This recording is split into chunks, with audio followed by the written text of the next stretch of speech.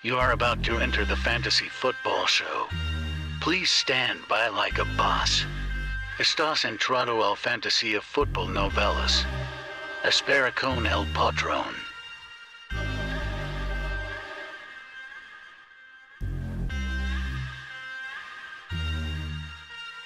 Smitty is live Monday through Friday, 7 p.m. Eastern.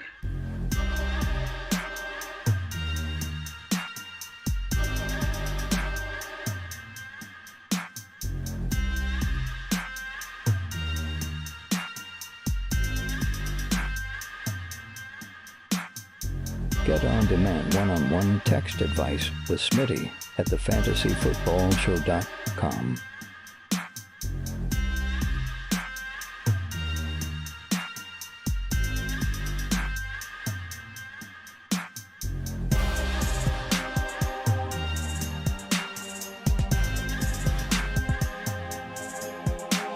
You are about to enter the fantasy football show. Please stand by like a boss. Estás entrado al fantasía fútbol novelas. Espera con el patrón.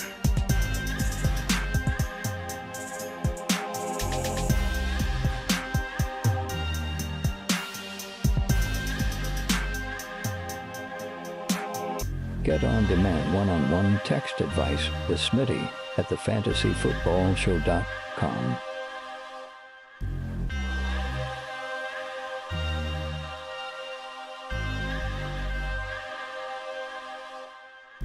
You are about to enter the fantasy football show. Please stand by like a boss. Estás entrado al fantasía fútbol novelas. Espera con el patrón.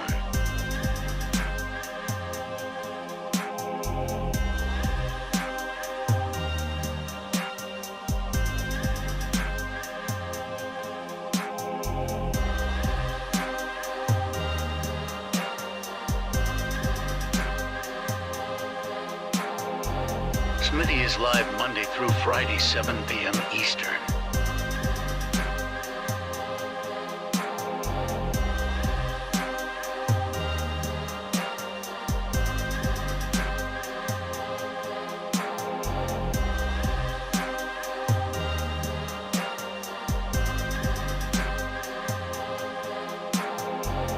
You are about to enter the fantasy football show. Please stand by like a boss. Estás entrado al fantasía fútbol novelas. Espera con el patrón.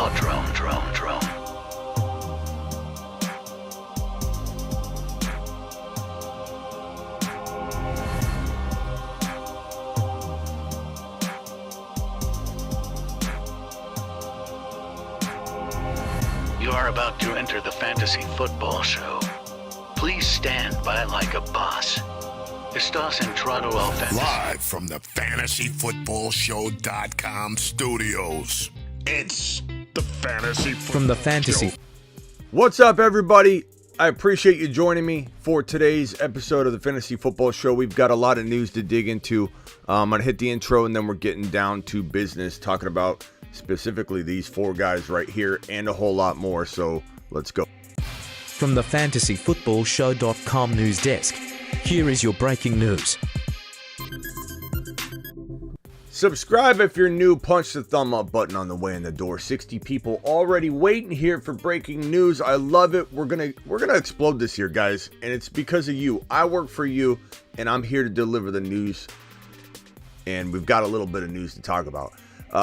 Antonio Gibson's feeling a little bit risky right now, I have to say. We already felt that way, consensus, right? We all kind of felt like, okay, Gibson's worth a risk, maybe in the 4th round. Feels kind of good there. He started falling to the 5th round. We started getting even more excited. I still like Gibby in like around 4 or 5, not really early 4 anymore.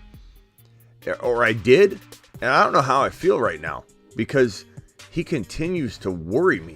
He continues to worry the heck out of me. And here we have a report that from the Athletic, and it's always the Athletic that has these reports.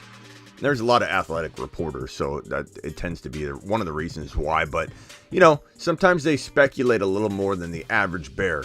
But this report here is a little worrisome because the report suggests that Brian Robinson is expected to handle the short yardage work already. That is early. This is early on to be hearing stuff like that. And if you're a Gibby, owner or prospective owner or dynasty owner or you've already drafted and redraft early, Gibby's a concern right now. If you take away his goal line work, McKissick takes away some of the PPR work, what's really left for Gibby? Can Gibby really deliver on even a fourth round level expectation if Brian Robinson's getting the goal line work, McKissick's digging into all the other stuff? You still got Jarrett Patterson. You got a plethora of running backs that are kind of vying for workload. I'm kind of feeling like Gibby in round 5, which is crazy to say, but that's where maybe I take a gamble. But after that, I don't think I'm on board anymore. I think I'm jumping ship on the Gibby train. Not that I was on it like full go, but I was like, I was here for it. 4th round, I liked it. I mock drafted it a lot. He seems like one of those emergency running backs you can draft in the 4th round if you go heavy wide receiver, early quarterback, early tight end, or just wide receiver, whatever, in one running back. And you're like Gibby sitting there for your RB2 or your late RB, 1. I don't like it anymore. Give me Breece Hall every time over Gibby. Give me ETN every time over Gibby. And I already felt that way, but I feel like a lot of people didn't. I'm not going near Gibby unless he falls to the 5th round. I'm just not. It doesn't mean I'm going to be right. It doesn't mean that I won't regret it a little bit later, even though I won't care, because the player I'm getting, I'm going to like just as much, if not more. I just think he's not a safe pick anymore. I don't think he's safe. I think Brian Robinson already potentially being talked about. Again, it's rumors. We don't know what's real, what's not. A lot of smoke right now. A lot of mixed signals coming out of camps. But I'm not feeling this right now. I'm not feeling it at all. So Gibby, currently at this moment in time, my man. Yeah, Monty over Gibby, rock out. I agree. Gibby, at this moment in time. You've just been Smitty disapproved. Rockout says Monty, and I can't fault him there. Walker over Gibby, not at the ADP, but at the end of the day, yeah, I think that's going to end up being the case. But we get Walker in the 8th round, right? This whole Chris Carson news is really like prayers up for Carson. It bothers me that news came out for the health reasons for Carson, but it also bothers me on a whole nother level because it's making people rank Walker higher, and he was a non-factor. He was not relevant at all. He was not taking any work away from either Penny or Walker, and now everybody's like, they're treating it like Gronk retiring, like, oh my God, Evans, vault him up 4 or 5 more spots. Why? It didn't do anything to Evans's value, and Carson retiring had nothing to do with the top 2 running back spots. Carson wasn't going to play, and even if he played, he wouldn't play long. He wouldn't stay healthy.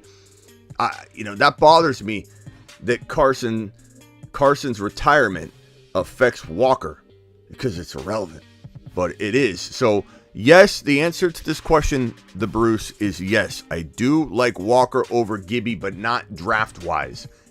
Walker, he must stay in round 7. You want to move him into round 7? Fine.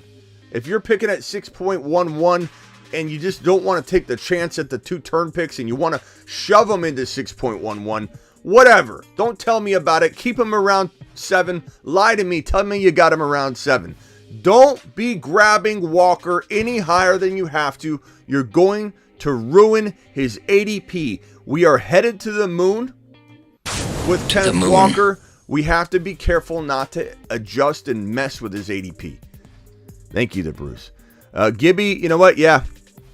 I mean, Gibby, we know where we're sending Gibby, ladies and gentlemen. I hate to do it. You hate to see it. You hate to see it. But Gibby, young man, you are headed to...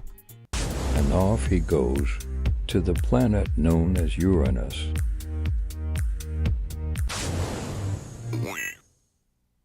Gibby, I'm sorry to do this, young man, but you are on Uranus. And that's a shame. That's quite a shame. Poor Gibby. Poor Gibby. So talented. But you know what? This was kind of obvious. Like, can I tell you? Can we backstep and kind of reverse engineer this? Why did Gibby fail? And he hasn't totally failed yet, but why is Gibby set up to fail? He has no track record of being a running back. None. Except for in the NFL. He has no track record of being anything in college. None. 105 of you in here, punch that thumb up button. Get that 40 up to at least 500 likes. Do it for your boy Smitty.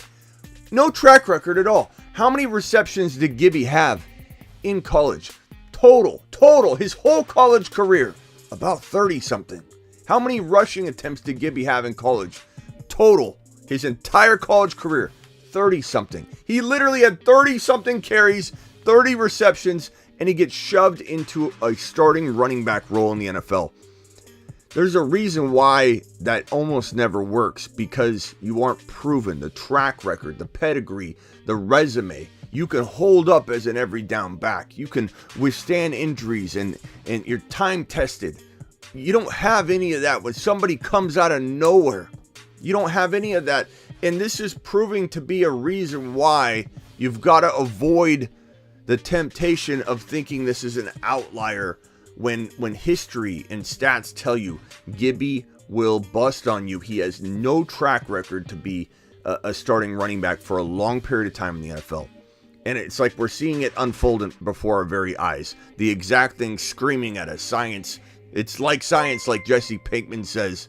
It's like science, bro. Practically science. It's staring at us in the face. The writing's on the wall.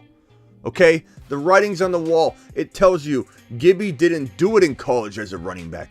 Gibby didn't do it in college as a wide receiver. Why is he going to do it at the pro level? It's exciting. It's fun. We all kind of fell victim to it. I did warn this at the very beginning of it all, but then I climbed a little bit on board because Gibby's exciting. Gibby's fun. He kind of did it as a rookie, and you're like, okay. I think I'm going to buy into it. Rock out with a super chat. Going to Washington football camp this week. Attaboy, rock out. Please report back and let us know. Jake the Snake has joined the YouTube memberships. Mashed potatoes! Appreciate you, Jake the Snake. I will put that link in the chat right now and pin that bad boy. So let me grab that. YouTube memberships. Here comes the link, everybody. Grab a hold of some of that YouTube membership action right there. Get your emojis. Hey, Jake. Throw out a couple of the brand new emojis you now have access to. Maybe the Brees Hall, the avatar emoji for the highest super chatter of the year, which no one has knocked them off, mind you. Let's see. Hot Prime says Washington has a lot of talent. They do have a lot of talent. They do, but they don't have the quarterback play. I really hope that the running back talent, led by apparently now Brian Robinson, Gibby, McKissick, and hopefully a little bit more upgraded quarterback play out of Wentz. Hopefully this gives Hollywood. Hopefully this gives Scary Terry McLaurin the movement in space and game flow and red zone opportunities and red zone and goal line even to opportunities. Hopefully it gives him opportunities all over the field. I really. Do I offer live draft assistance? Yeah, go to thefantasyfootballshow.com, my good man. This right here.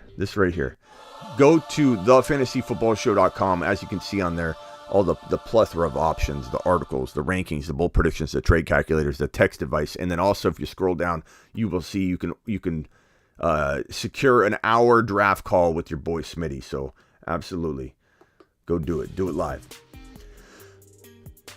On to the next player. That's gonna do it for Gibby and Brian. Now, Brian Robinson, do we like him later?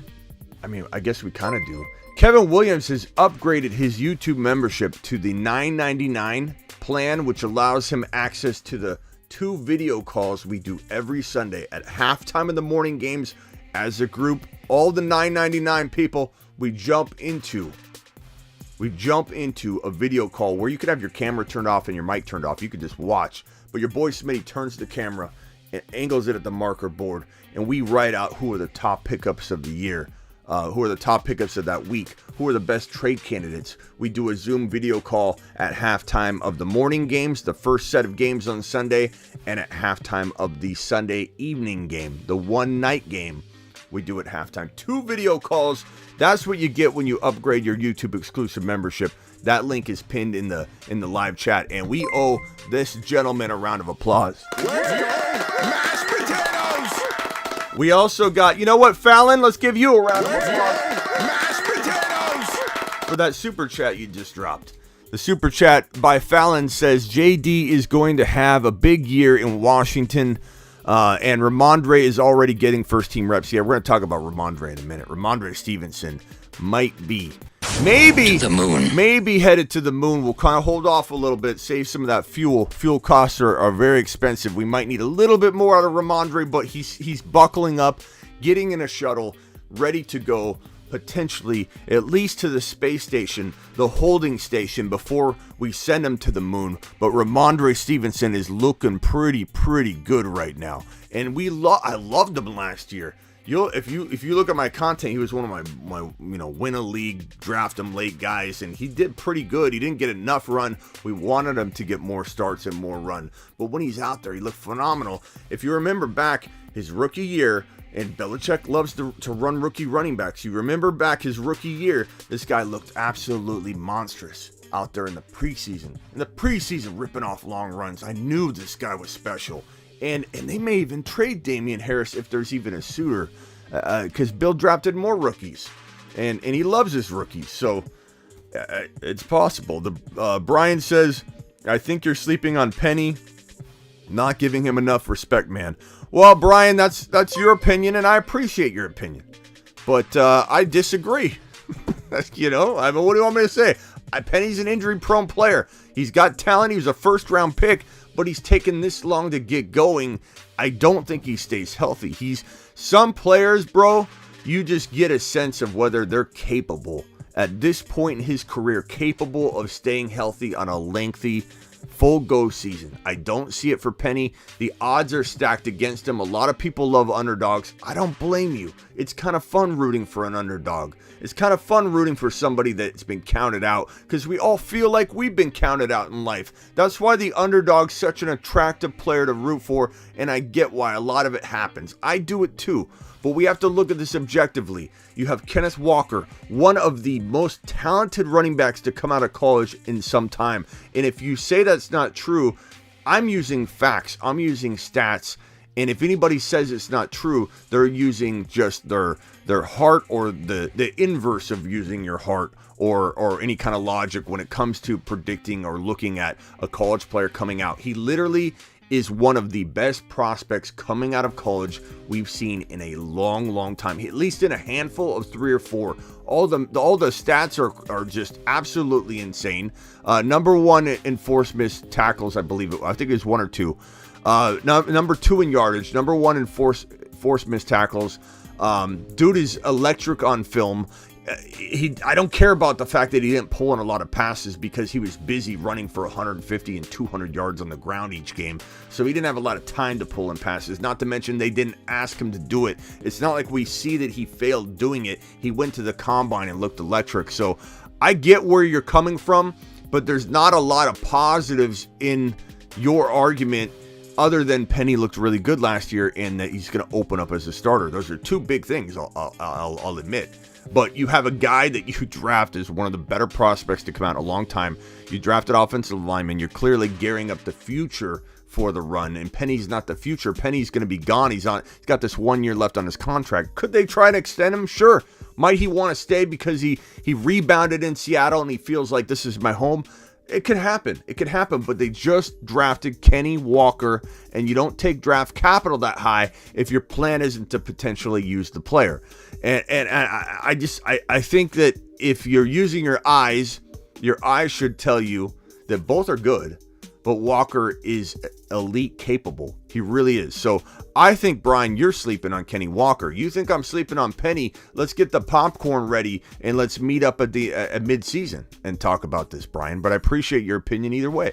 And you bring it with class, you know? You could come at me and say something negative. You could try and tear a topic or a stance down. But no, you came in, Brian, with a good, like, clean argument. And I appreciate that. I appreciate that. And you do have some things on your side. Would you take Javonte running back 1?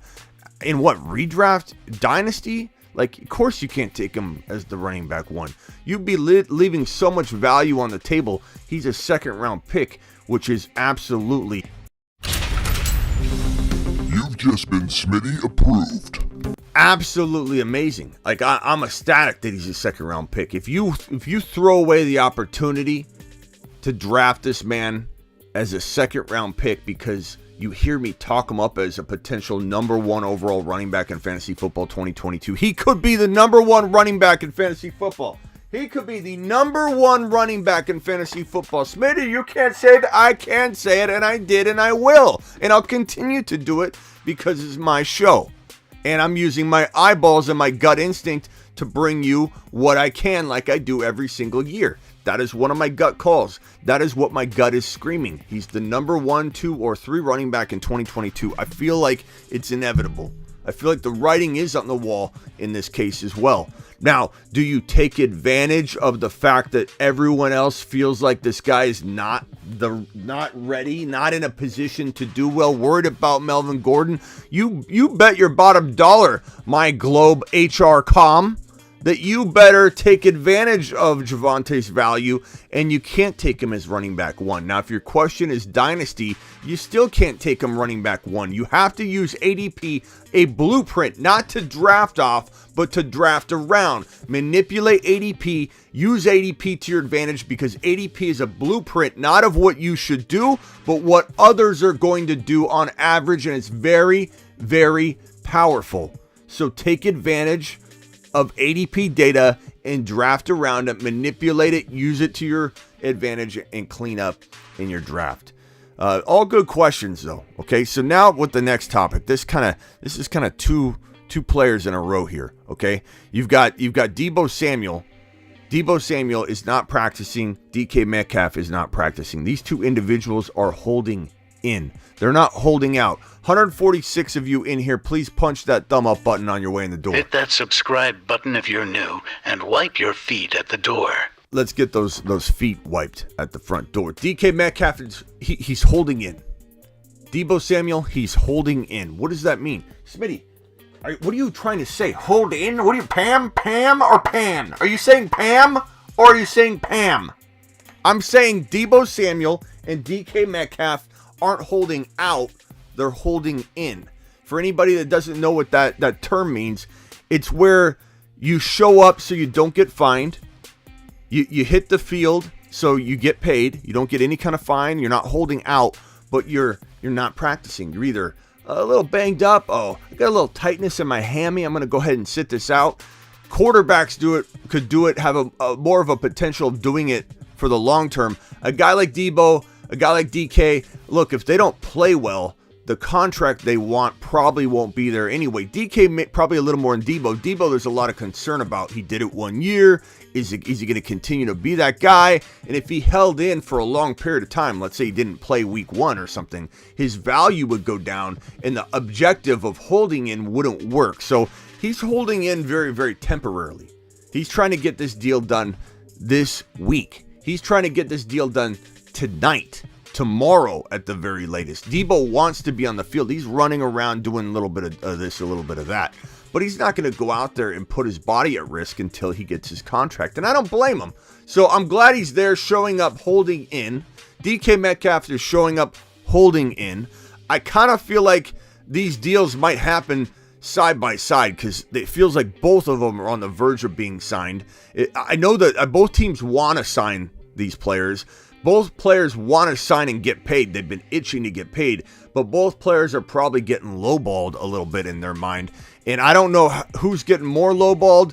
I don't know if DK's being offered $45 million guaranteed instead of a $54 to $59 million guaranteed amount of money that he is, I believe, easily slotted for, given the AJ Brown deal, which I think was between 57 and 59 million guaranteed. The per year money doesn't matter, guys. Everybody keeps talking about 25 million, 27 million. Doesn't matter. That's irrelevant. What matters is guaranteed money. What is the player guaranteed? And if AJ Brown got between 57 and 59, you're going to see that DK Metcalf's going to command 55 to 59. Now, maybe he's being offered 55. Maybe he's like, okay, I'm going to try and squeeze out a little more. I'm going to hold in for a couple days, see if I can get them to come to the table and put another $5 million down, because $5 million, that's a house. You know, you think, oh, why not just sign and get into camp? Like, if you get them to budge a little bit, that's a house. That's a couple houses. That's a boat, a house, and a log cabin. That's a log cabin on the moon. To the moon. I mean, that's we're talking about millions, you know. So I think both these guys are trying to get a little bit more. Now, what are the odds that the Niners are lowballing Deebo more so than the Seattle Seahawks are lowballing DK? We don't have numbers. We don't know what the contracts look like. Since we're not hearing a ton of negativity out of either one of these camps, like, you know, when you're at the car dealership and you literally show up, right, and you have good credit, and you walk to the table with the guy, and you walk to the table with the guy. Why is this? Come on.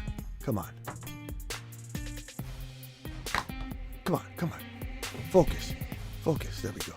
You get to the table and the guy goes, okay, you got an amazing credit score. You got a 780 credit score. Absolutely phenomenal. Great job. Okay, we're gonna do this in 72 months, and it's gonna be a $689 payment.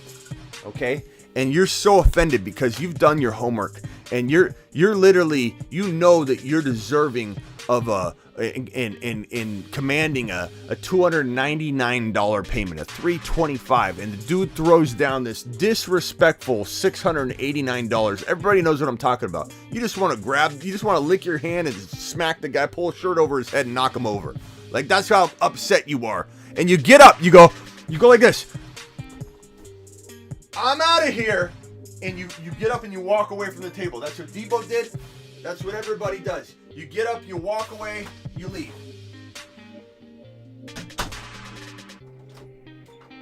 Okay, you get a phone call. Hey, no, we got a better offer we can send you, okay? And you come back to the table. That's what Deebo's hoping to do. Get the call back. But the question is, did they offend him so much that he gets up and walks out? I think based on not hearing anything from either camp, very quiet. You know, the contract talks have happened. They would probably be wearing that on their sleeve if something was god awful lowball. So I think they're close. The one thing about Kyle Shanahan, or it was John Lynch, that came out and talked about it, said, I don't want to get anybody's hopes up and get anybody excited about a deal happening right now. So they seem like they're far apart. But I don't see how either one of these guys actually like miss any time at all. They're getting their contracts. The only thing I could see happening is one of them, probably Deebo more likely than DK, even though I don't think this will happen. This is a worst case scenario. I think both of them get signed in the next week, and both of them show up. Everybody's happy. I think they could both sign the same day. Okay, this could happen on the same day. But my thinking here is this: if there is one of these two that gets lowballed to the point where they can't sign the deal, let's say the Niners give him $42 million guaranteed. Deebo, we're going to give you $42 million, which would be a spit in the face. Deebo's the most valuable player in the NFL to his team. You could argue that he's not the best wide receiver. Nathan, appreciate you, Nathan. You could argue he's not the best wide receiver in the league. For sure. But you can't really argue he isn't the most valuable wide receiver to his team in the entire National Football League.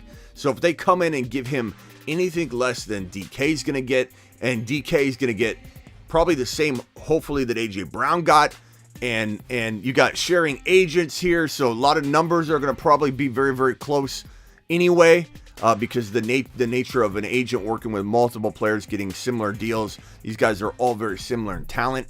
But if, let's say, the Niners come in at $42 million guaranteed versus what should be about 55 to 59, okay? That's shame on the Niners if they come in the 40s. Shame on them. I don't know that they have. I'm not trying to cast blame on them yet. But if they do, shame on them. And if Deebo's not accepting 55 to 59, he's got to reset his expectation level and get to the table and ink that. I think he's just trying to get that extra house. You can't blame him. If you're getting offered 57 and you think you could get 59 million, I know it sounds like one to us layman's. Let's see. Let's take a look at the board. 57 and 58. That equals 58 minus 57 equals 1. But guess what? That's $1 million. So it's a house. It's a couple houses. To these guys, maybe it's one house. To a player, it's a big deal. So he's trying to eke out a little bit more. But if anybody's getting lowballed, probably Deebo. And if Deebo gets offered 40, he's going to bank on himself, come back and play at $4 million. You might say that's dumb. What if he gets hurt? Look, it isn't smart to pass up on $40 million guaranteed money, but these players believe in themselves. If you were in the NFL and you were as good as Deebo, if you were as good as DK, if you were as good as any of these guys, you would be confident enough to say, I'm going to go out there one more year, ball the hell out, and I'm going to get $70 million the next year. They're going to have to franchise tag and trade me, and I'm going to sign a new deal. And when you get franchise tagged and traded, you're inking a bigger deal than if you stay and sign.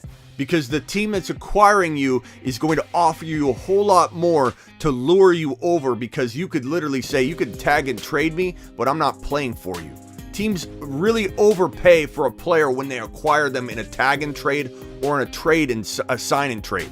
Or a trade and sign. You know, you get traded in principle, and then the extension gets announced immediately, like with Devontae Adams. Traded, then you find out what the new deal is right away. So I believe Deebo would bank on himself if that's the case. But my prediction is that both of them end up getting their new contracts and showing up. So don't worry about that. Here's the next piece of news here.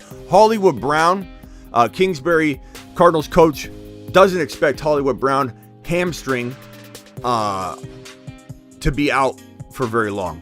This is not great news, but it doesn't really mean anything yet. This is not a crazy, like being put on the non-football injury list or being put on the active PUP doesn't really concern anybody too much right now, because sometimes it's like a paperwork thing. You're not on the field anyway. Let's get a couple guys out there that we can look at. Like, there's a lot of different reasons for doing something very short term like that, even when you don't expect the player to be out long. So in the case of Clyde Edwards-Helaire, we can't make really rash decisions fantasy football ranking wise until we know if it's a serious issue. You know, is he going to be back really quickly? Is Hollywood Brown going to be back really quickly? Maybe. So we got to kind of pump the brakes on overreacting, and we also have to keep tabs on it and monitor the situation, because what if Hollywood Brown has some lingering hamstring issue? And if it's big, if it's lingering walking into week 1, that's a problem. So, so Hollywood Brown, keep an eye on him, but as of right now, I'm not overly concerned. Let's go ahead and hit these voice messages. Appreciate everybody here today. I work for you. Hit that thumb up button. 161 of you in here. We're going to get in the 2s and 300s when the season starts approaching. We're in July. We're still in July. Wait till August 1, August 2nd, August 3rd. We're getting these numbers. We're pumping these numbers up. These are amateur numbers. We got to pump these numbers up, just like in Wolf of Wall Street. Pump the numbers up, baby. It's voicemail time. Drop a voicemail at the Fantasy Football Show on the gram. Tell your grandma. He'll punch you in the throat. This message is from the Bruce. What affects the team? Yesterday's move, what affects the team worse? Does Chris Carson affect Seattle and Kenneth Walker moving up? Or does Julio signing with Tampa affect all the other Buccaneers receivers up? Which one affects the teams more? That's a great question, the Bruce. I think Chris Carson affects Walker more than Julio affects anything, because everyone's expecting Julio, for the most part, to be no kind of like draw on Evans's value or it could get Gage's value. Like, I think if it affects anybody, it'd be Russell Gage, which could make Gage very cheap.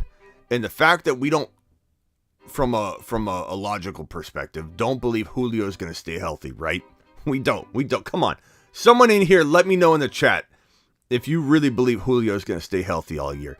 And if he does, they're going to have to make sure they feed him properly and not overfeed him. You can't overwater this plant or it's going to break. It's going to crumble. It's got paper-thin hamstrings. The leaves are paper-thin on this plant. You can't overwater it. And if you don't overwater it, he can't produce at an older level. Let me give you an example.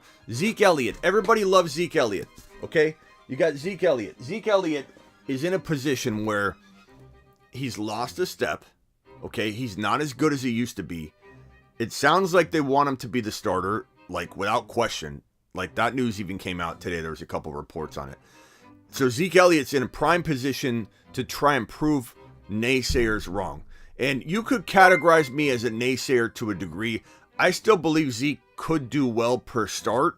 I just don't know if you back down Zeke's workload at a lesser version of himself, he will produce less stats. It's this is very logical stuff here. Like, follow me. So if Zeke Elliott's lost a step, he needs more work than ever to get back to his old top 5 to 8 running back numbers. So last year, he was very borderline in the top 10, but he made it in. He did really well at the beginning of the year. He struggled at the end of the year. He had the injury, the PCL. We all know he struggled with injury, so you kind of almost got to give him a little itty-bitty pass, but at the same time, this guy's over 1,800 total carries if you include playoff carries, and that's a lot of work. That's a lot of mileage. There's nobody in the NFL that has even close to 1,800 total carries on their career that's relevant and currently in the NFL. So he's teeter-tottering on that drop-off stage. Zeke Elliott, whether you believe in him this year or not, whether you're one of the people out there drafting him in round 2, and we got a super chat from Cheryl. Thank you so much. Let me know if you have a question attached to this, but I appreciate you dropping that. Let's send you to the moon. To the moon. Appreciate you. Where did I go? But Elliott's got to be overfed, and overfeeding him will break him. So it's a double-edged sword. The same thing with Julio. In order for Julio to really take anything away from anybody, you've got to feed him a lot because he's older. He's lost a step. He's going to require more work to get to the same numbers, and he's going to get hurt. Double-edged sword. Gage is a guy that's going to drop. Mike Evans, I don't think he affects Mike Evans. Maybe a spot, maybe one draft slot because people are, fickle about it. I don't know. But I would definitely say that if anybody's affected, it's Gage. And if anybody's affected most between these situations, Seattle and the Bucks with the Julio and Carson news, it's probably Kenny Walker. Kenny Walker, we're already having a tough time letting people know you're wasting upside by drafting Kenny Walker any earlier than round number 7. If you take Kenny Walker in 5 because you hear me talking about him being a top 5 to 10 running back, and you're taking him in round 5, you're missing the point. You don't understand the assignment, and you're leaving value on the table that can help you win your league, and you're devaluing him. You're putting him at a higher risk level. His upside's lower, and you're ruining the opportunity you have, staring you right in the face to get Kenny Walker in round 7 to win you a league, or at least 6.11 because you're afraid that turn guy's going to take him. Like, whatever. Lie to me. Tell me you're taking him around 7 if you take him at 6.11, but you cannot take this man in round 5. Thank you. Appreciate it again, the super chat. So, good question to Bruce. With McLaurin going into the 3rd round, who we taking in the 3rd? McLaurin or Breece Hall? I mean, I love both of them, and I feel like there is a world where you can own both of these guys. I think Hall's got a more likelihood of falling into round 4 than McLaurin does at this point. And McLaurin was a staple in round 4. Hall and McLaurin were the best 4th round picks for a while together, side by side. And then McLaurin signs this extension, and then you have people just talking about him a little more. Like, oh, McLaurin signed a deal. Let's talk about McLaurin. Let's put a McLaurin video out there. Okay. McLaurin's good. And then, boom, everyone's like, okay, I remember McLaurin. Oh, boy, get on my horse. Let's draft him. Then people draft him a little higher, and his ADP climbs. And before you know it, McLaurin's now embedded in round 3 because he signed a contract with a pen. He didn't do anything on the field more to deserve it, even though he deserves it. There's nothing that signifies this guy shouldn't be a third rounder, a piece of news coming out. It was pen to paper that caused McLaurin to jump from 4 to 3. Now, Breece Hall, one little piece of news from the coach, like this guy is going to be a Hall of Famer someday. Like something weird like that. Or I wouldn't shock me. This guy's an every down back. This guy's an every down. Without even talking about the workload divide. Just the coach, OC, maybe the ball boy, somebody, water boy, somebody coming in, the announcer, maybe the peanuts, Cracker Jets, anybody coming in saying, this guy's an every down back, okay? Or Smitty saying he's going to the moon. And enough people see the show. Anything can move this guy from round 4 into round 3 as a staple, as an every round 3 drafted player. To answer your question, I'm very long-winded today. I'm drafting Breece Hall over McLaurin on average, even if I've got to reach into round 3. I don't really care if I'm reaching into round 3 because guess what? Herbert might be there. Instead of Josh Allen and McLaurin, I'll take Breece Hall and Herbert. Or if I want to wait on a quarterback, I'll take Breece Hall in 3. Maybe McLaurin falls to 4 and you take McLaurin, but I'll take DK Metcalf or Waddle or whoever. And DK Metcalf's now falling to round 5. So I don't even know if we take DK in round 4 anymore, or we might be leaving value on the table. DK is a steal right now. Every single bit of risk of Geno Smith. And, I get tired of hearing that. Like DK Metcalf before the quarterback situation looked very bleak and unreversible. Okay. So they traded away Russell Wilson. We weren't sure, was there going to be an Aaron Rodgers deal? Was there going to be some other quarterback trade? I mean, there's talk about Kyler Murray. Like, no one knew for sure what was going on in Seattle, right? Once it became officially official that it's going to be Geno and Drew Lock time in Seattle, and that's it. That's it. Plain and simple. Then it was like, DK Metcalf is a big risk, and he can't be a top 25 overall pick. He's gonna be hard pressed to get there, is what everybody was saying, right, Smitty? You can't like DK. We can't judge him in the top. We can't rank him in the top 25 anymore, Smitty. He was borderline 25 with Russ Wilson there, right? He was a late second rounder, but now we can't trust him. He falls into mid 3. He falls into the top of 4. He falls into the mid 4. We can't trust him as a top 25 player, Smitty. He falls into the very bottom of 4. Now he falls into round 5, but people keep saying, just can't trust DK as a top 25 player. No one's adjusting and adapting. At some point, guys, we got to recalibrate. Just like your car, okay? Your car's like this. It's driving down the road. Low tire, you fill it up. Now the car's straight as can be.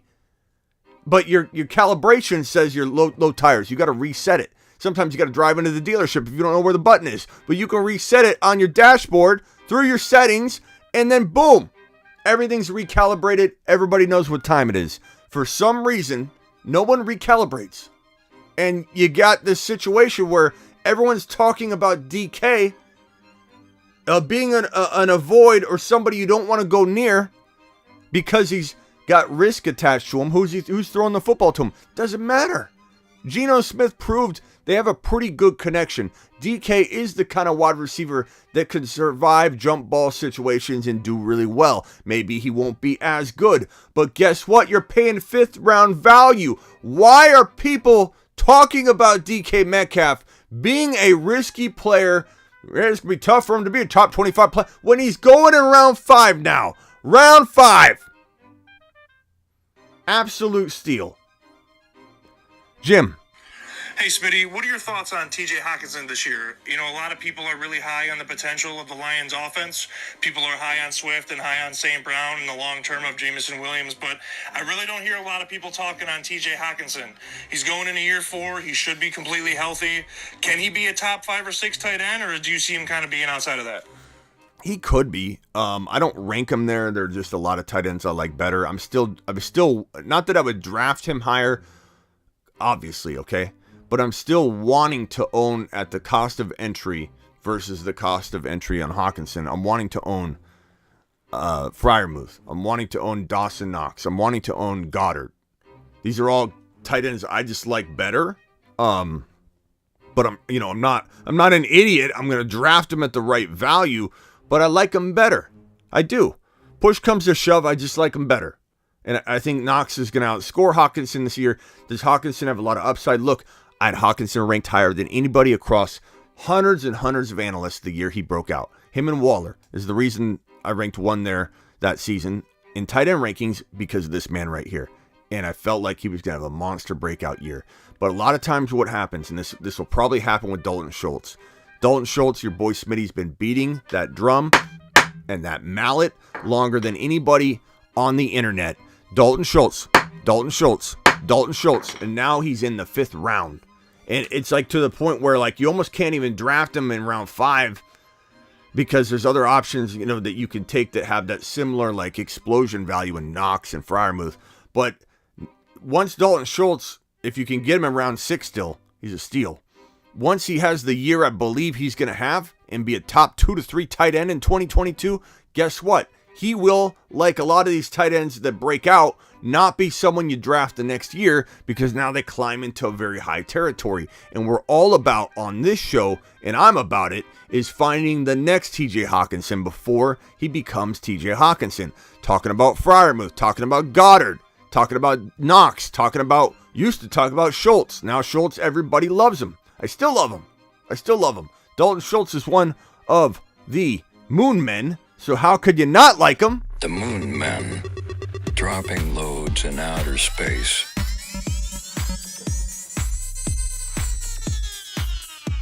Space Monsters. He's a space monster. How could you not like him? But there are better values at the cost of entry. This one's from Kenny Powers. Hey, Smitty, can you rank these 4 tight ends for me? Gesicki, Irv Smith, Fant, and Henry. Gesicki, Irv Smith, Fant, Henry. Probably, I would say Irv Smith.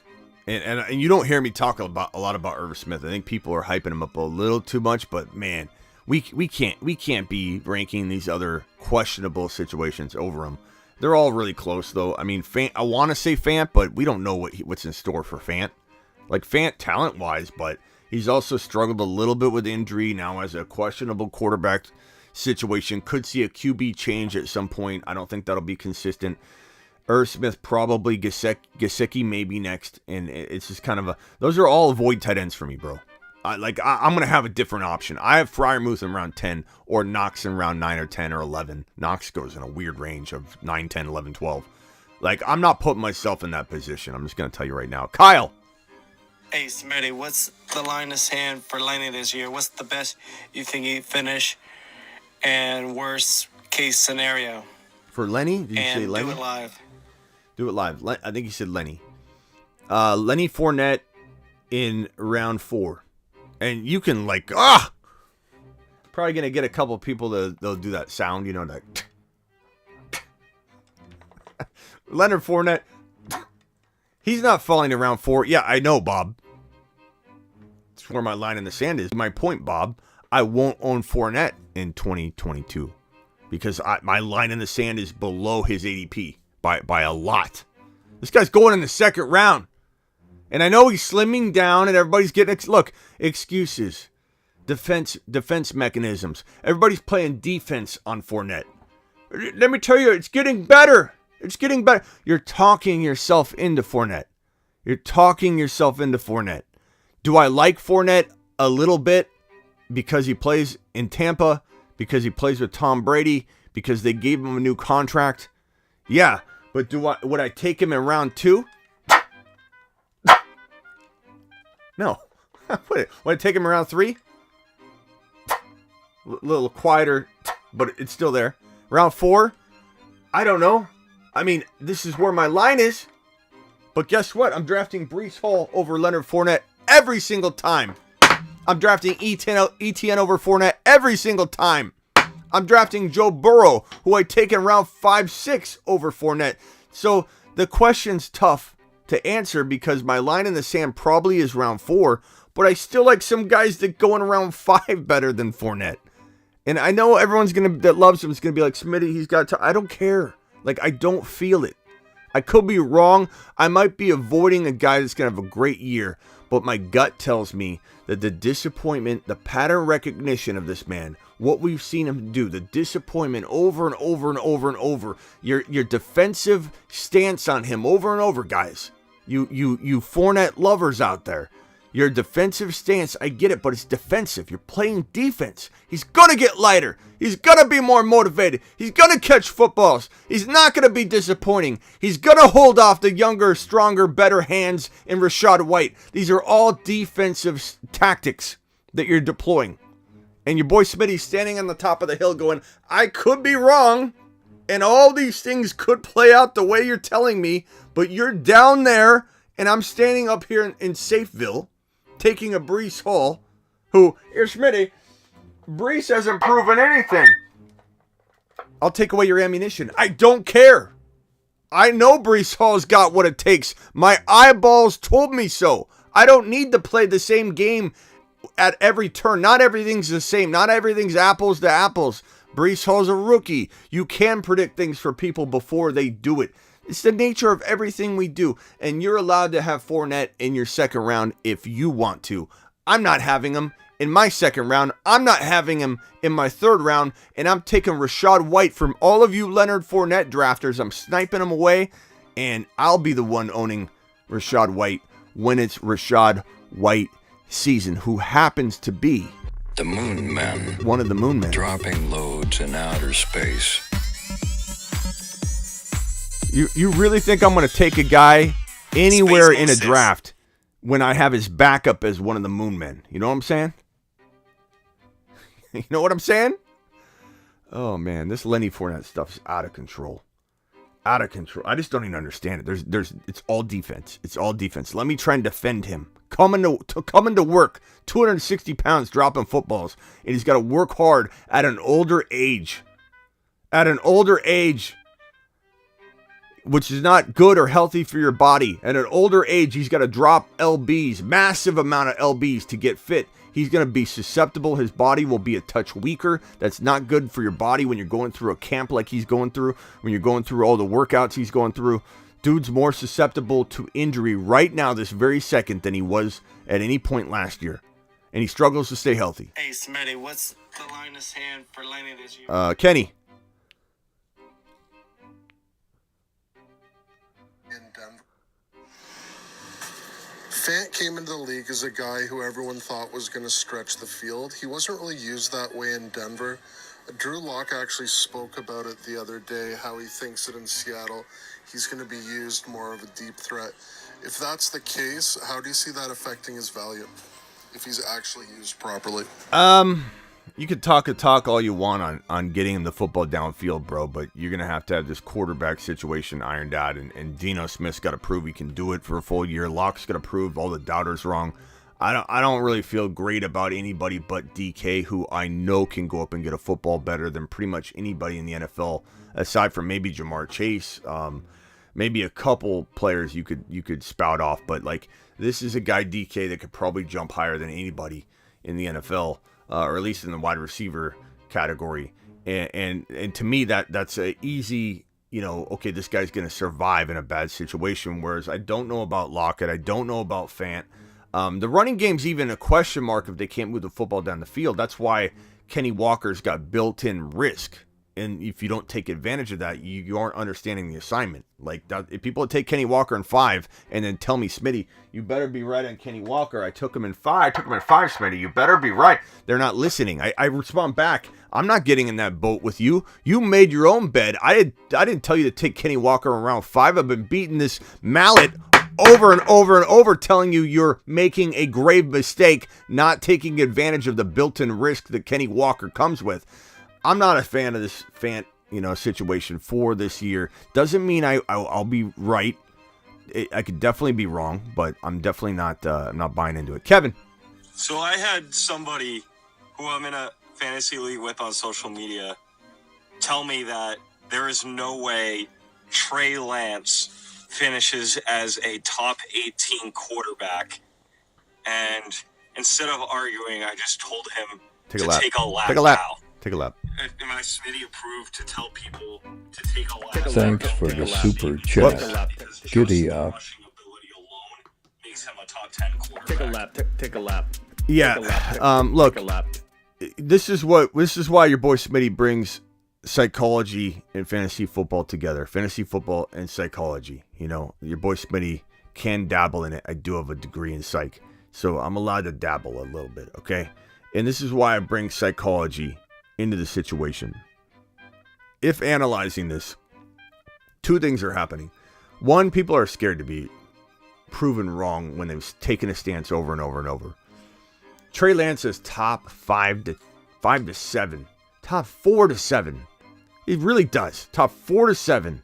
But we'll put it at 5 because I'm not knocking one of these 4 quarterbacks out. Upside from a fantasy football perspective. He's got the best situation we've ever seen a quarterback get handed that has his amount of ability. And for him, like this whole argument that Jimmy G's a winner and that Jimmy G's proven and all this, like the Niners carried him. I don't even understand how people really believe that. Jimmy G he held the entire team back the entire time. Like pre-ACL, maybe you had an argument to say this guy could have developed into what everybody seemed to think he was. He's not a winner. He's not a winner. The team was a winner. The team carried him on their back. He was one-dimensional. Jimmy G was one-dimensional. If anybody thinks that Trey Lance is a lesser talent than Jimmy G, I can't help that person. They're long gone.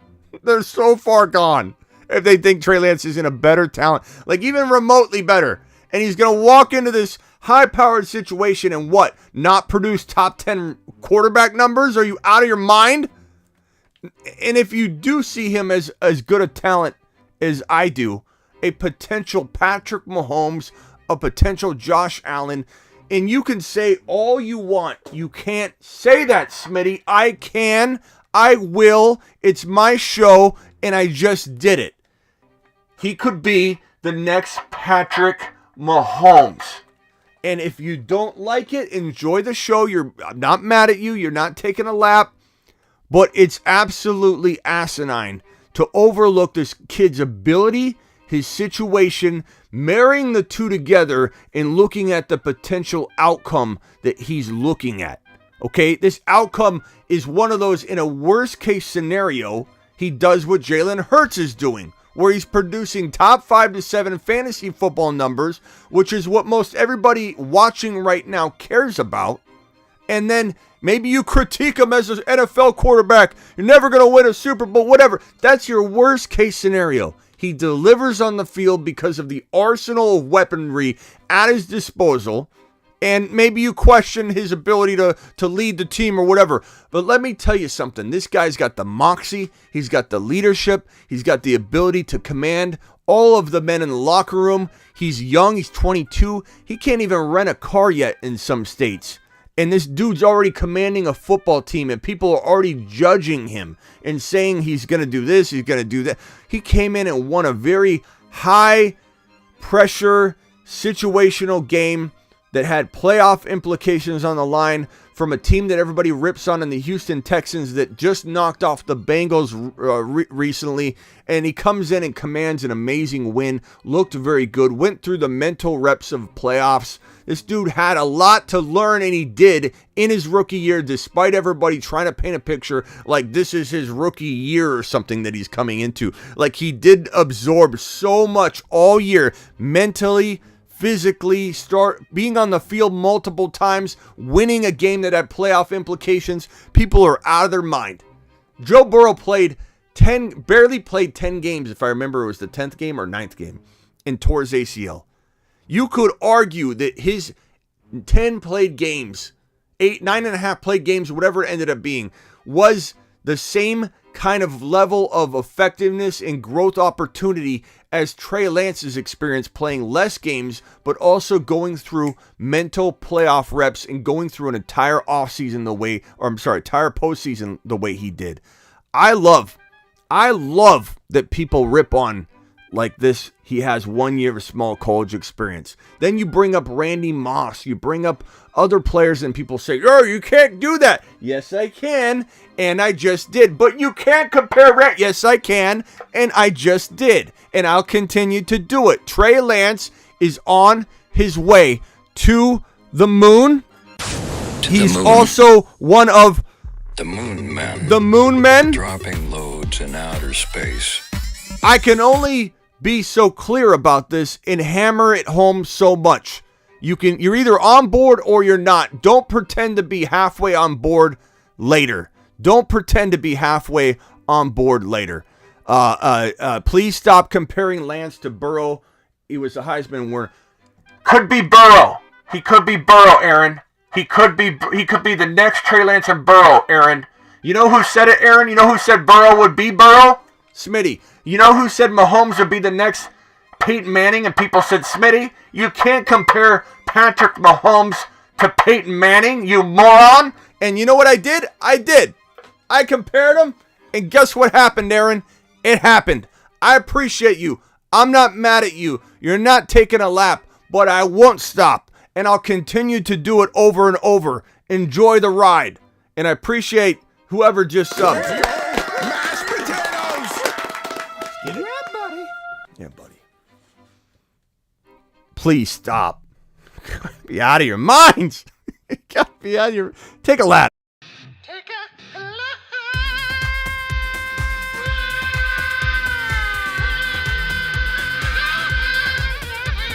By the way, this drawing on the board here, I don't know if you can see this. Let me move this over. This drawing right here is that's my daughter's bedroom that she's redesigning. Let's take a look at it. I haven't even looked at it yet. Let's see what she expects to do. I don't know if she expects me to move anything. Yep, she wants me to move the bed and the TV. Oh my God. I got a long night in front of me. Hurts then Lance. Let's see. What's it? Aaron, did you reply? Or are you still running? You still taking your lap? Trey Lance, league winner. Trey Lance is a fantasy football league winner. Get ready for it. You should start up the panic chamber thing again, because I'm taking a good guess that Gibby's going in the panic chamber right now. Yeah, Gibby. We do the panic chamber. We already had episode 1. Go look a couple videos back. I do so many videos. Who is that? Who said that? Is that Kevin? Kevin, I do so many videos. It's probably 25 videos back now, but it was like last week or something. We did a panic chamber episode. We talked about a bunch of good guys. Panic chamber is back. Probably should be weekly from here on out. We may skip a week or two as we head into the season. Waiver wire video starts in August. I'm going to do those earlier. Yeah, because guess what? You're in Dynasty. And yeah, we have the Dynasty channel. Make sure you subscribe to the Dynasty channel. Let me drop that link in the description, actually. Subscribe. If you guys are watching, I have a Dynasty channel as well. And you got to subscribe to that or you're going to miss out on Dynasty mock drafts, Dynasty fantasy football. I'm going to pin that real quickly. Definitely sub to that real quickly. But we still talk about Dynasty hardcore on this channel. And guess what? Guess what I'm going to be doing? Waiver wire pickups starting in August, the first week in August. And a lot of it will be Dynasty. But we'll touch on redraft because some of you do redraft early. Okay? So, and some of you might be coming out of your draft and need to know what moves to maybe monitor and look at. So my waiver wire content is going to blow everyone's content out of the water in 2022. We're going to take waiver wire in fantasy football to the next level in 2022. To the moon. No one's going to do, let me repeat this. Nobody, but Smitty, nobody is going to do waiver wire content better than we are. And it all starts in the first week in August. Every single week, we're going to hammer home waiver wire until kickoff. So that what week 1 waiver wire will be like our 5th or 6th episode or whatever. We're going to take home the trophy, because if you're not first, you're last, to waiver wire advice in 2022. Get ready for it. No one's going to hit waivers like your boy Smitty. As for Gibby, he definitely is on the panic chamber. He'll be in the panic chamber episode this week that we're going to throw out. Definitely hope to do that tomorrow or Friday or Saturday. There will be a panic chamber episode this week. Don't you worry. And yes, good guess. He will be on that list. Let's see. We got media with the voicemail. Smitty, I just wanted to add on to kind of the Deebo news. So earlier today, before practice, Kyle Shanahan had said that he had a conversation with Deebo right before practice, and Deebo's agent, Tory Dandy, and the 49ers office have continued to try and get a deal done. So hopefully something happens this week. Yeah, I think him and DK are on the verge of getting those contracts signed. I really do. This is from Munoz! Smitty! Munoz! What's going on, my man? Hey, so I wanted to just explore the idea with you. Would it be possible to take 2 wide receivers and draft in rounds 1 and 2, being that my league mates are not that knowledgeable in rookie running backs, and I can get some type of combination of like Breece Hall, Travis Etienne, Kenneth Walker, and so on and so forth in later rounds? So you're not talking about rookie draft. I think I pick it up. You're saying because your league doesn't know like deep dive and stuff like the rookies, they're gonna let Breece Hall fall. They're gonna let Walker fall. They're gonna let they probably won't even know who Algier or Rashad White are. That you could go heavy wide receiver in your redraft and scoop up rookies only for your running back rotation. I Smitty approved that.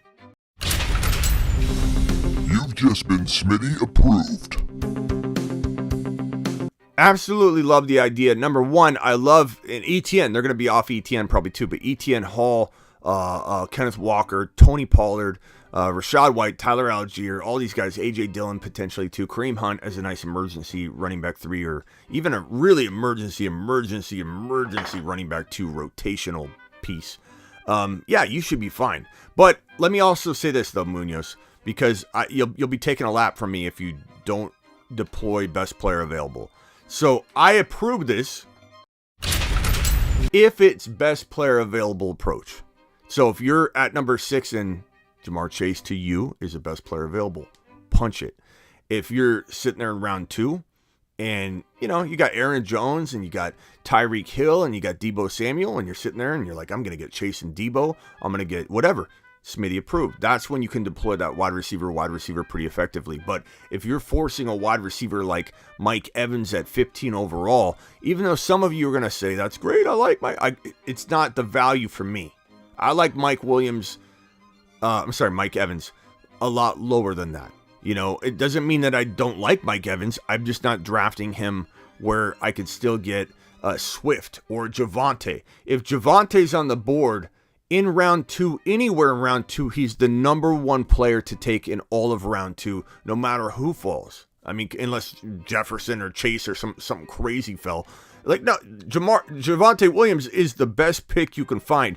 So you're going to have to, I think, maneuver out of that plan of attack and go Jamar Chase, Javonte, but who cares? You're still going to clean up with Breece Hall later. Those things that you talked about won't go away just because you divert a little and take Javonte with Jamar Chase. You're still going to get Breece Hall. You're still going to get ETN. You can still start 3 running backs, I assume, so you'll be fine having a plethora of those guys. And then DK and Waddle, they'll still fall to you because it sounds like they don't know how to draft, and you're going to clean up and be... You've just been Smitty approved. Appreciate you, Munoz. I think we've got one more from TM. Yo, Smitty, what do you think about Mac Jones being a top 15 quarterback this year? The wide receiver core, Mac the who? overall team, what are your thoughts on the Patriots? Mac who? Is that quarterback for the New England Patriots? Could he be? Yeah, bro, but we've gone through this. You literally, Tom Brady, Derek Carr, Aaron Rodgers, Dak Prescott, we struggle fitting these guys in a certain order that anybody can be okay with, and that trends into 14 overall. You know what I mean? That literally, those guys I just named, Dak, Brady, A-Rod, Russell Wilson, those are the 7 to 14 guys. They're all kind of just all over the place in there. I don't see how on earth anybody's, Superflex, sure, but how on earth anybody's even contemplating starting a guy like Mac Jones when you're struggling to put Stafford and Derek Carr, and all these guys into your top 12, and it's overflowing into the 13, 14, and 15 overall quarterback ranking spot, and we're having conversations about Tua and guys like that. If it's super flex, sure. And I think he could earn that maybe in Cousins. Don't get Ron Navy started. And I got your super chat right here, Ron. Ron! To the moon. Ron super chats right here. Ron, I'm going to it next. We can't have those. You can't be starting one of those guys when you're struggling to not draft Aaron Rodgers or Stafford or Derek Carr or Russell Wilson, and it's that deep because you got the top 4 guys, and you got Hurts and Trey Lance and Lamar and Kyler. It's like you're like 8 or 9 right there, and I haven't even named Brady, Dak. Like, it's crazy. Nobody should be starting Mr. Mac, McDonald's Mac. Nobody. And Ron loves Cousins. No, Ron, earmuffs. Put your earmuffs on, Ron. Nobody draft Cousins as your starter in a 1 QB, okay? Cousins is fantastic. Ron, glad to have you back. Ron's my boy. Ron dropped the super chat. Ron to the moon. Ron's been here. Can anybody believe Ron's only been here a little over a month? He seems like he's been here for years. Do you feel Greasy has never been a coach, and a new 49ers QB coach could have a negative effect on Lance, or is Greasy just a side note? Look, I mean, every coach is kind of a side note and controlled by this egotistical genius of a man named Kyle Shanahan. And I say all that with positivity. Like, he's egotistical. Look, a lot of people are egotistical. Everybody that's in a role of trying to command a bunch of different things going on, it has a little bit of an ego. A lot of people say I'm egotistical, but you almost have to have a little bit of that ability to step up and start taking control of things when you've got to command a ship. And I've got to command a ship right now of 178 people. Okay, so you got to come off a little bit like you think you know it all. I get it. It's not always the funnest person to be. Like, a lot of people love to hate a person that comes out and tries to talk a little confident, and it comes off a little arrogant. But it's the nature of when you're in a role like that, in any kind of role, where you're in front of a bunch of people and you're supposed to step up and take control of the situation. Otherwise, am I going to come in here and go, on a side note, I've got my top 10 running... I apologize. I have my top 10 running backs. I apologize if this offends anybody. But I have Trey Lance at number... No, you don't like that? Okay, I'll move him down to 7. I'm sorry. Like, you're going to have to come off a little bit. Like, Kyle Shanahan's egotistical. Okay? And Kyle Shanahan he's very, very controlling. And he probably won't even give keys or an iPad or an office to Anthony Lynn. Greasy's probably let into the stadium and the facility once a week. This guy controls everything.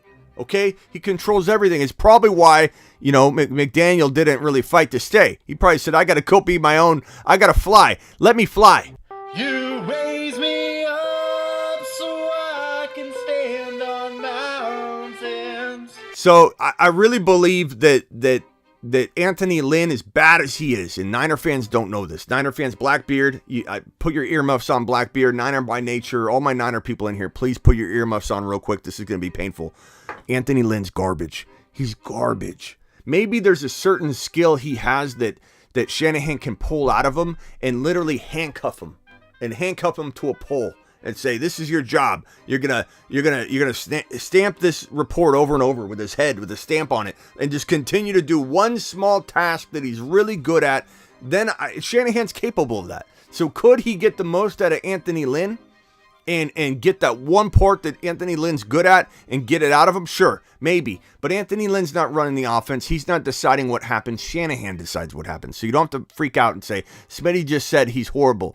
Greasy's pieces. Greasy, look, he has no experience. No experiment. Blackbeard, you can take your earmuffs off. He has no experience, but I think he's got a very good grasp of the game. And I think he could bring a lot of positivity out in Trey and develop him as a quarterback from the psyche and the mind perspective, the emotional perspective, the leadership perspective. And if he's got the talent to help him, then most certainly, then Kyle Shanahan's going to release more and more responsibility to Greasy if he sees positive development. But I don't think anything holds him back, to be honest, Ron. I don't think a lot holds this kid back because he's a proven winner. And everyone can make fun of his small school. Everybody can make fun of low competition. But every example that I have for, everybody has an example for that. I've got a combative rebuttal. And that's that this guy's a Walter Payton and Jerry Rice Award winner. This guy threw for 40. He scored 42 total touchdowns, ran 14 touchdowns had 0 INTs on a full college season. He had 40 plus touchdowns and not one interception. And you could say it's low level competition. You can say whatever you want. I don't care. I trust my eyeballs. This is the guy I wanted the Niners to draft before anybody in Ninerville even looked his direction. And the Niner people in here can attest to that that's true. I was pumping this kid up. He needs to go to San Francisco. Shanahan's never had a running quarterback. The Niners always struggle with running quarterbacks on the opposing side of the football. It's always been their Achilles heel. And now the Niners can finally stick it to the division and say, we've got a running quarterback. This guy's different. He also complements all of Shanahan's weaknesses because Shanahan can get in his own head. Shanahan can call bad plays at times. He can take his foot off the gas pedal. And Jimmy G would then collapse if that happened because he was one-dimensional. He wasn't that good. He got carried by the team. Jimmy's not a winner. Stop it. He's not a winner. The team's a winner. Jimmy's not a winner. In 2019, you could make arguments for his development into that kind of quarterback. Post ACL, no. Stop it. Trey Lance is a winner. Trey Lance is a leader. Jimmy was a leader. Jimmy was a leader in the locker room. The team respected him. He commanded a lot of respect, but he was not a winner. The team was a winner. The team still is a winner, and the team now has a winning quarterback that proved it, winning the Walter Payton Jerry Rice Awards, throwing for scoring a total of 40 plus TDs, 0 INTs, the ability to tuck and run and make great decisions. I'm on board this Trey Lance train. It's happening. It's unraveling. You're either going to watch it and be regretful that you didn't get on board in at least one league, or you're going to get on board now and be really, really happy.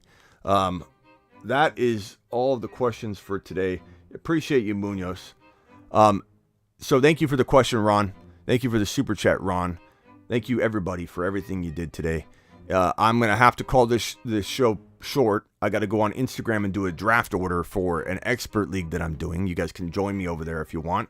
I appreciate every one of you in here. There's 166 eyeballs in here, 134 thumbs up. We're taking this show to the moon. And as I promised you, we will be the best waiver wire show you have ever seen in fantasy football history. Just wait for the way we do waiver wire, the way we do everything, the way we do buy low, sell high. The panic chamber is already back. Go watch episode 1 a few videos back. We go live every single day, Monday through Friday, 7 p.m. Eastern. We go live essentially every night, or at least, 2 nights off a week. I took last night off because I did double live streams, and then I did a whole lot of live streaming on Instagram. I was live for like 7 straight hours on and off, jumping from one to the next. And so I had to take a little break, but we're doing it live. We're doing it in ways that I think have never been done this season. Last year, we weren't Monday through Friday. We're going to take the fantasy football space by storm. Get your one-on-one text device, your on-demand text device with me at thefantasyfootballshow.com. And Underdog Fantasy, play Underdog Fantasy. Link is down in the description. Use promo code Smitty and start taking advantage of DK in round 5. Joe Burrow had his appendix taken out. I'm sure he's going to fall into mid-6 right now. You can't get better. You can't get better than Joe Burrow. Yeah, I mean, a short show. We went an hour and 20 minutes. That's short for me. I'll see you all tomorrow at 7 p.m. unless news breaks. I go live whenever news breaks. So if news breaks earlier than the show, I'm going live. Tell your grandma. Tell everybody.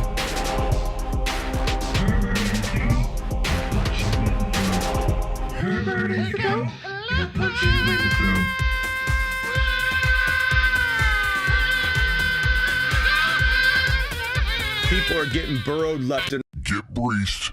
People are getting burrowed left and right. Get lamb. Get breached. Get breached.